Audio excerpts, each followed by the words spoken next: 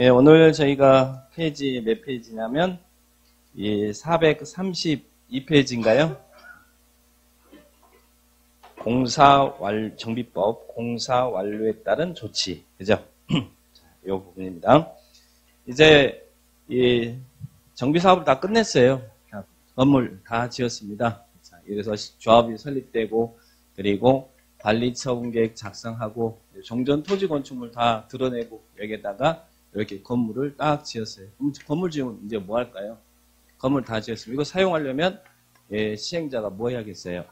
일단 건물에 대한 준공인가를 받아야겠죠? 자, 그래서 이제 그 준공인가부터 들어가겠습니다. 432페이지. 누구한테 준공인가 받을까요? 준공인가를 받아야 이 건물을 사용할 수 있을 텐데 누구한테 받아요? 정비법에서는 누구냐 그러면 누구라고요? 정비법은 시장, 군수 등이 주인공이다. 그래서 정비법 무조건 시장, 군수 등, 시장, 군수 등 그래요. 그럼 시장, 군수 등이 누구예요? 시장, 군수, 구청장. 그래서 우리 정비사업은 우리 서구청장이 주인공이에요. 인천시가 주인공이 아니라 정비사업은 동네사업이니까. 그래서 시장, 군수 등이 아닌 시행자는 시장, 군수 등에게 준공인가를 받습니다. 그러면 시장, 군수 등이 준공인가를 했으면 공사 끝났다라고 시장, 군수 등이 공사 완료를 고시합니다. 이렇게 정리를 하시면 되겠죠. 그러면 만약에 시장, 군수 등이 시행자면 어떻게 할까요? 시장, 군수 등이 시행자면 자기가 자기한테 셀프 인가 안 하죠. 그래서 시장, 군수 등이 시행자였으면 그냥 공사 끝났으면 자기가 공사 완료를 고시한다. 이렇게 기억을 딱 합니다.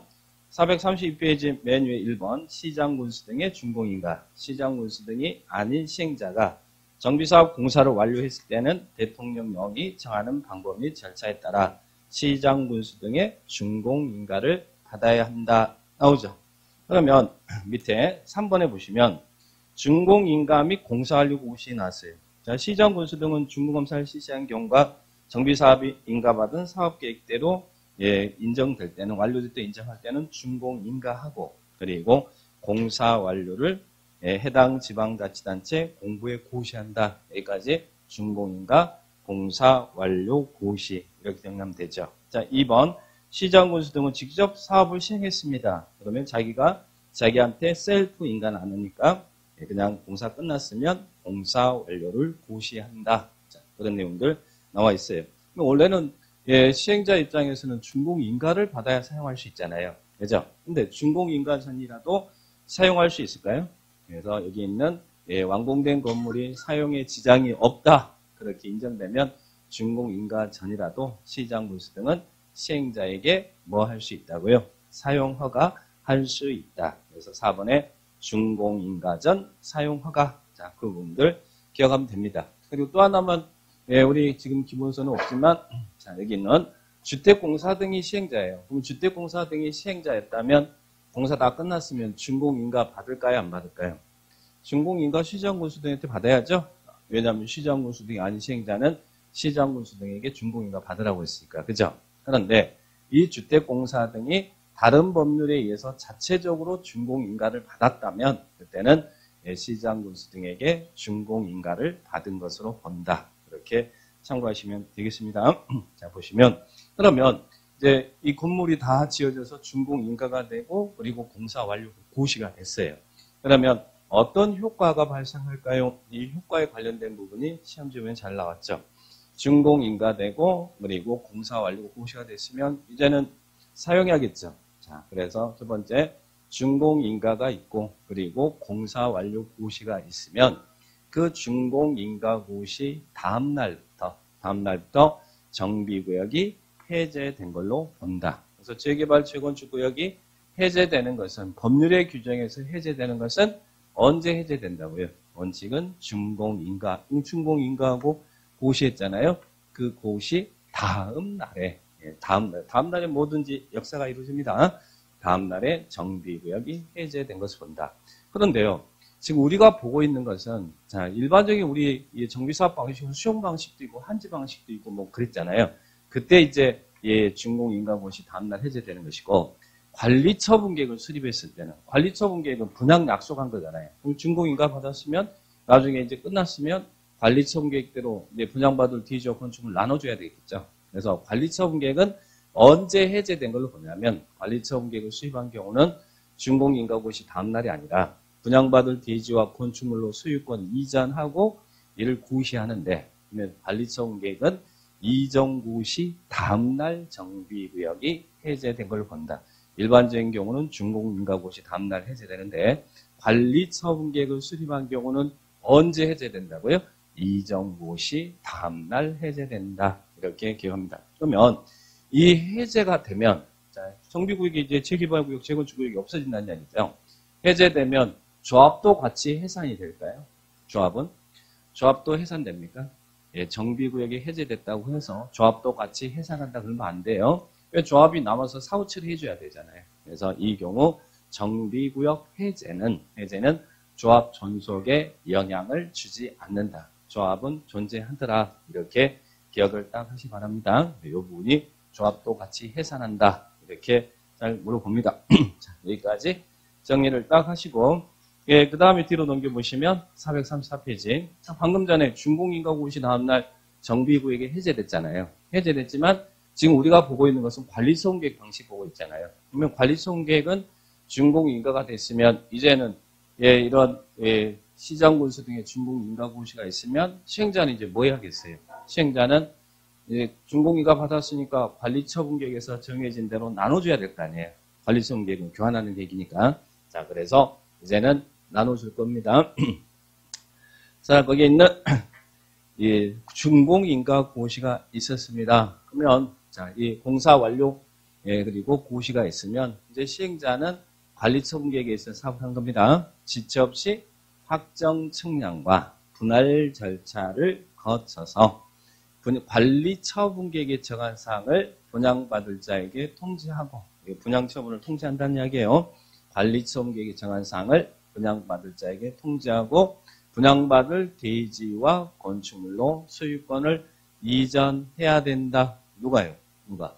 시행자가 이제 준공인가고시가 있었으니까 관리처분계획 정한 사항을 분양받을 자에게 통지하고 분양받을 대지와 건축물을 소유권을 이전한다. 자, 그러면 시행자가 이제 이전하고 또 시행자가 또 뭐 해야 되냐면 고시까지 해야 돼요. 그래서 사업 시행자는 대지 및 건축물 소유권 이전했을 때는 그 내용을 공보에 고시하고 그리고 시장군수 등에게 보고한다. 이렇게 정리를 합니다. 시행자가 분양받을 대지와 건축물로 소유권 이전하고 그리고 또 공보에다가 이를 고시합니다. 누가 한다고요? 시행자가 이전하고 고시했어요. 자, 그러면 이제 시행자의 이런 이전 고시가 있으면 어떤 효과가 발생할까? 어떤 효과 발생할까요? 그 이전 고시 다음날, 여러분 분양 신청한 이제 우리들 이야기예요. 분양 신청한 이 분양받을 자, 즉 분양 신청한 우리들은 시행자의 소유권 이전 후 고시가, 방금 이 고시가 있었죠. 고시가 있는 다음 날에 분양받을 대지와 건축물의 소유권을 취득한다. 뭐가 똑같습니까? 환지하고 똑같잖아요. 환지는 언제 여러분 환지 받을 땅에 대한 소유권 취득했어요? 시행자가 환지 준공검사 받고 환지 처분을 시행자가 공고하면 공고 다음날 소유권 취득했죠? 여기도 마찬가지예요. 관리처분 계획도 이전고시 다음날 무조건 역사가 이루어진다. 다음날 소유권 취득한다. 자, 그 내용들 체크합니다. 그래서 여기 있는 이전고시와 소유권 취득 그랬죠. 자, 그러면 여러분은 이제 분양 신청한 여러분은 시행자의 소유권 이전고시가 있으면 법률의 규정에서 이 토지 대지와 건축물 소유권 취득하는데 그러면 이 종전 토지 건축으로 했던 등기되는 권리들은 어떻게 할 거냐? 이런 제한물권은 분양받을 대지와 건축물을 옮겨질까요? 아니면 설정을 해야 될까요? 제한물권은 분양받을 대지와 건축물로 설정된 걸로 본다. 자, 밑에 기본서 대지 및 건축물에 대한 권리 확정이란 말 나오죠? 1번에 지상권 등의 권리전 나오죠? 대지, 건축물을 분양받을 자에게 소유권 이전하면 종전 토지 건축물에 설정된 지상권, 전세권, 저당권, 임차권, 담보권 등 이런 등기되는 권리는 분양받을 대지와 건축물로 설정된 걸로 본다. 그러니까 종전 토지 건축물에 있던 권리들이 분양받을 대지와 건축물로 옮겨진다는 이야기예요. 마치 우리 환지 처분에서 똑같죠. 근데 여기서도 옮겨지지 않는 권리는 하나 있네. 뭐가 안 보입니까? 지역권은 안 보이죠? 지역권은 토지된 권리니까 옮길 수가 없겠죠? 자, 그래서 소유권도 취득되고 다음날 취득되고 종전 토지 건축물에 있던 권리가 분양받을 대지와 건축물로 설정된 걸로 본다. 그래서 오른쪽 보니까 뭐와 똑같다 그래요. 환지하고 똑같다. 이렇게 기억을 딱 하시면 됩니다. 그러면 여러분은 언제 관리처분 계획에서 사업이 시행될 때 언제 여러분은 분양받을 대지와 건축물의 수익권을 취득한다고요? 언제요? 이전고시 시행자가 수익권 이전하고 고시하면 고시 다음날 취득하죠? 다음날 취득합니다. 이게 다음날 법률의 규정에서 취득하잖아요. 근데 여러분은 다음날 취득하지만 이 수익권 취득과 상관없이 시행자는 또 뭘 해줘야 돼요?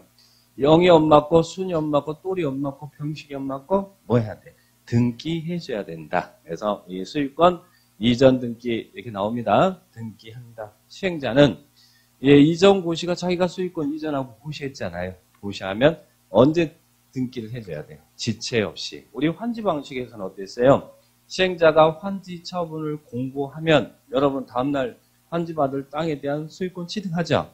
근데 취득하지만 시행자는 여러분 수익권 취득과 상관없이 거기서도 환지 등기해 주잖아요. 근데 환지 등기는 환지 처분 공고하면 몇 일 이내에 했어요? 14일 이내에 등기했죠?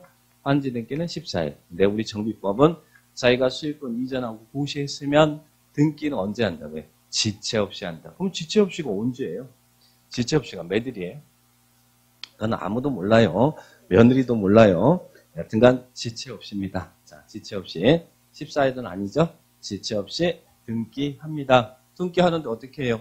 만약에 행정청, 즉 시장군수 등이 시행자이면 이때는 촉탁위에서, 행정청이 아니면 신청해서 등기하자. 자, 그러면 여러분은 이전고시 다음날 수익권을 취득했고, 그죠? 그리고 시행자는 여러분 수익권 취득과 상관없이 등기를 합니다. 등기를 지체 없이 하는데 이 시행자의 등기가 있을 때까지 여러분 수익권 취득했지만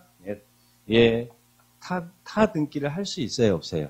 타 등기 하지 말아라. 그래서 여기 있는 이전고시 수익권 이전하고 고시했습니다. 그 이전고시가 있는 날부터 시행자의 이전에 등기가 있을 때까지, 이전 등기가 있을 때까지 저당권 등의 다른 등기를 해서는 안 된다. 타 등기 제한. 이렇게 정리를 딱 하시면 되겠습니다. 여기에 대한 예외 규정 없죠? 자, 그 부분 435페이지 이전의 등기, 다른 등기 제한. 자, 그런 분들 딱 체크를 해 주시면 되겠습니다. 자, 그러면 이제 관리처분 계획은 이때 끝나는 거예요. 그래서 아까 관리처분 계획은 언제 정비구역에 해제된다고요? 정비구역은 이전 관리처분 계획은 이전 고시 다음날 해제된다고 했죠? 다음날 해제되고 이전 고시 다음날 여러분은 수익권 취득하고 다음날 무조건 역사가 이루어진다. 자, 그렇게 기억을 딱 합니다. 그러면 이제 한 가지 사후 조치 해야 될 게 또 뭐 있을까요? 자, 이제 청산해야죠. 청산. 예, 청산입니다. 청산금 우리 환지와 똑같죠. 청산은 청산은 언제 할까요? 사전 청산일까요? 사후 청산일까요? 항상 청산은 사후. 그러면 언제 한다고요? 아까 시행자가 소유권 이전하고 고시한다고 그랬죠? 자, 그러면 그 이전 고시 후에 청산금을 징수 지급한다. 사후 청산이 원칙이다. 그렇게 기억합니다. 사후 청산이 원칙이다. 이전 고시 후 청산금을 징수 지급합니다. 그런데요. 근데 사전에 줄 수도 있을까요? 이전 고시 전에 줄 수 있을까요? 자, 그 부분이 분할 징수 지급입니다. 정관 등에서 정하고 있거나 또는 총회 의결을 거쳤다면, 정관 등에서 정하고 있거나 총회 의결을 거쳤다면, 우리 관리처분 계획이 뭡니까? 관리처분 계획이 분양계획이었잖아요. 여기서 종전 토지 건축물 가격이 얼마고 분양 가격이 얼마고 이게 다 정해진다고 그랬잖아요. 그러면 정관 등에서 정하고 있거나 총회 의결을 거쳤다면 그 관리처분 계획인가 후부터 수익권 이전 후 고시가 있는 이 사이에 원래 이전 고시 다음에 청산해야 된다고 그랬잖아요. 근데 정관이나 총회 의결을 거쳤다면 관리청계인가부터 이전의 고실 이 사이에 뭐 할 수 있어요? 분할징수 지급할 수 있다. 그래서 이 분할징수 지급도 가능합니다. 자, 그분들 체크하시면 되겠죠? 자, 그 다음에 청산금 징수하려고 그래요.